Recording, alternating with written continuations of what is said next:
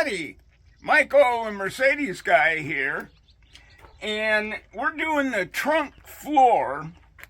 This is a 114 coupe I'm going to have for sale, but it's similar to 110, 111, 14, 15.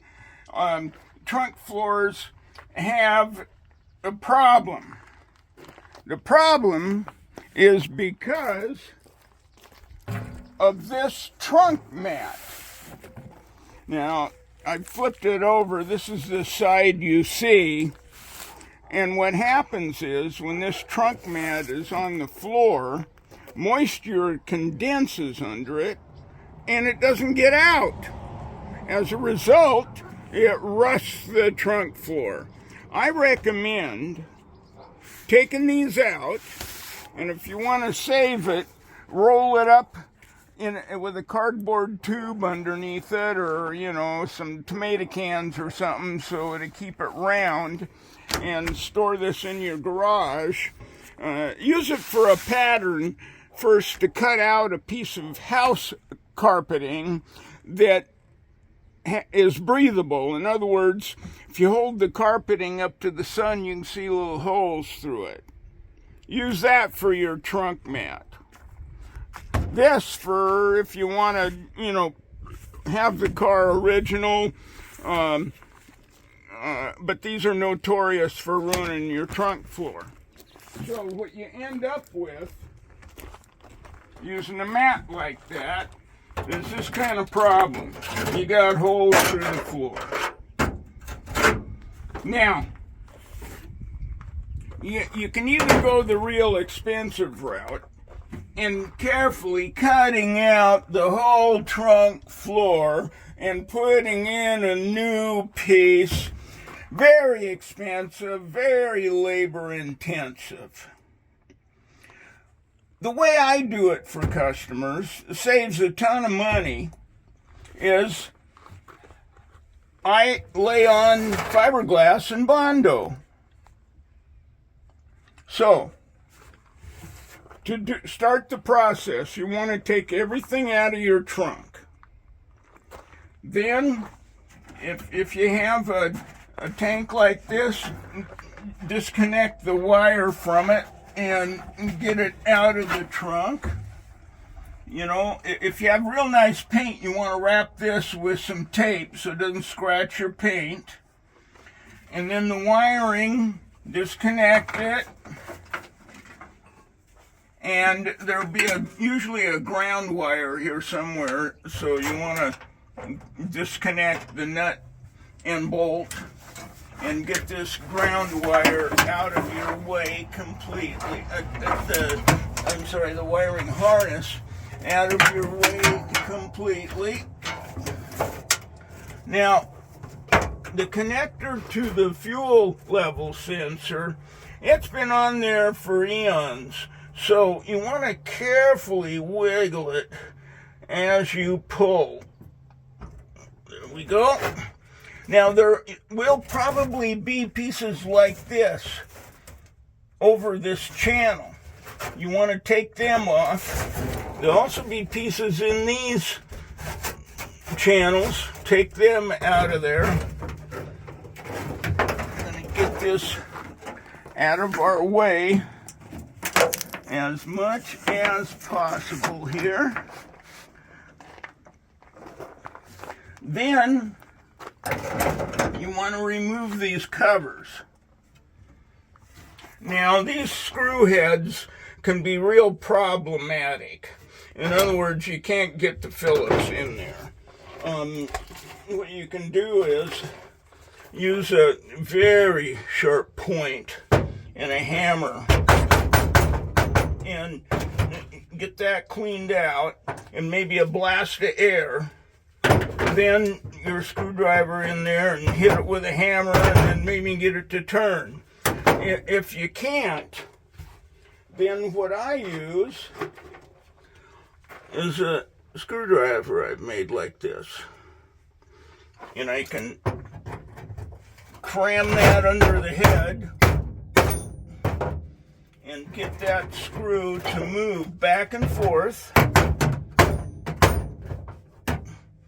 then while applying pressure, you can maybe use a screwdriver, or if you get the head up high enough, you can put a pair of vice grips on the head.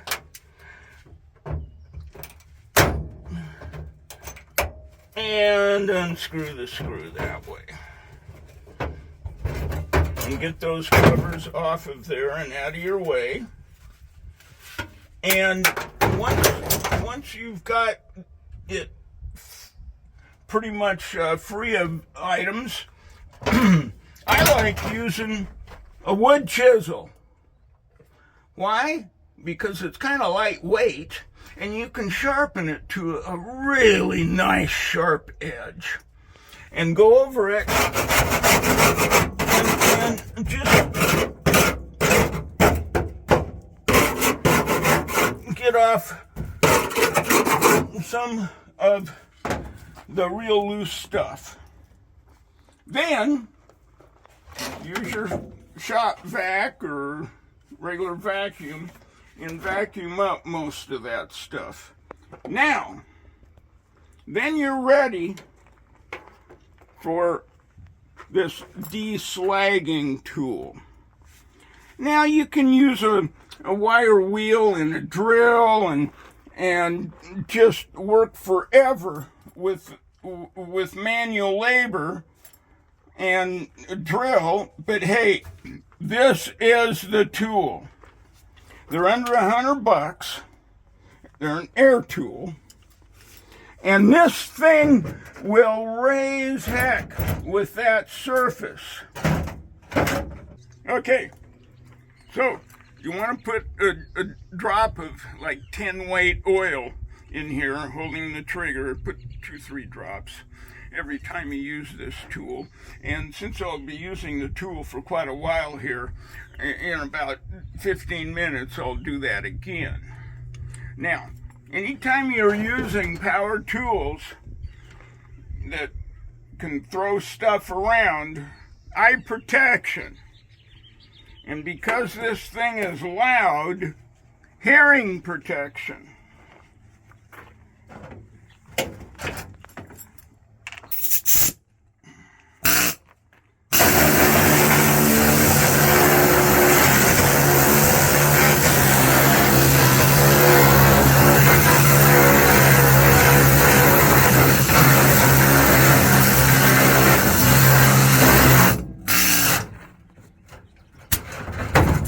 Okay, so you see how nice that works.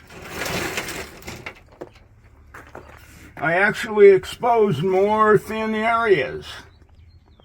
So once I do this whole thing and vacuum it, then I'll rust treat it.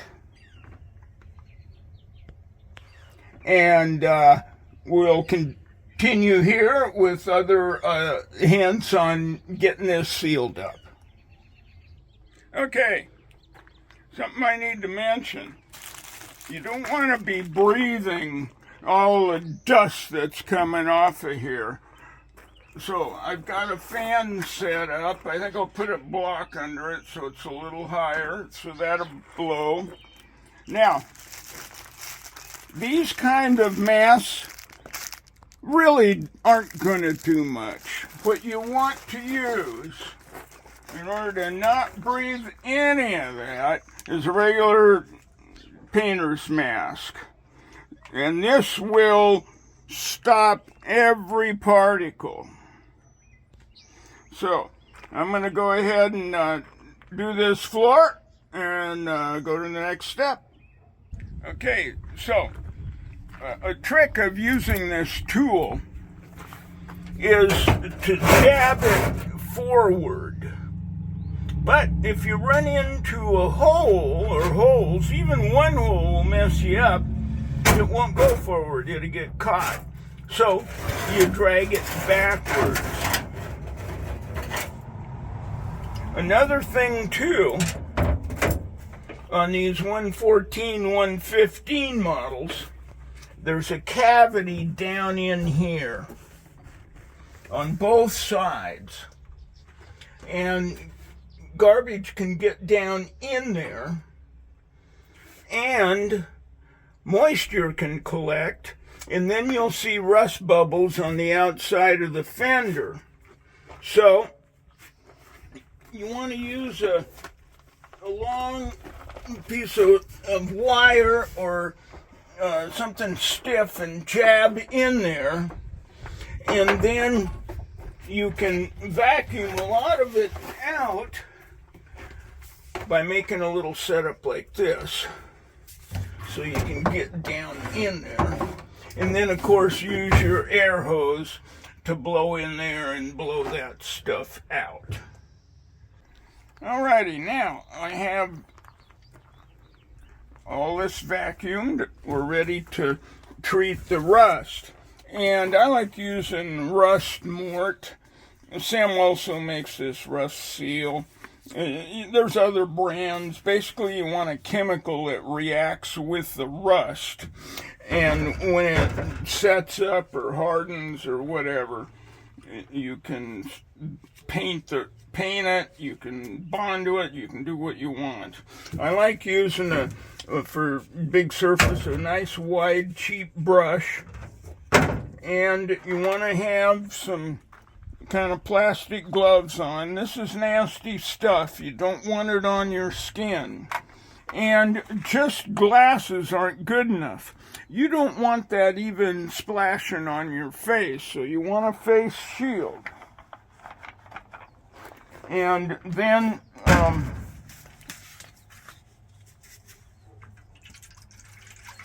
now, it's important about this stuff. Once you start using it, and you have extra left over, you cannot pour it back in here. Because what'll happen is it'll set up this hard. It'll ruin all of it. So you only pour out what you need and just brush the entire surface.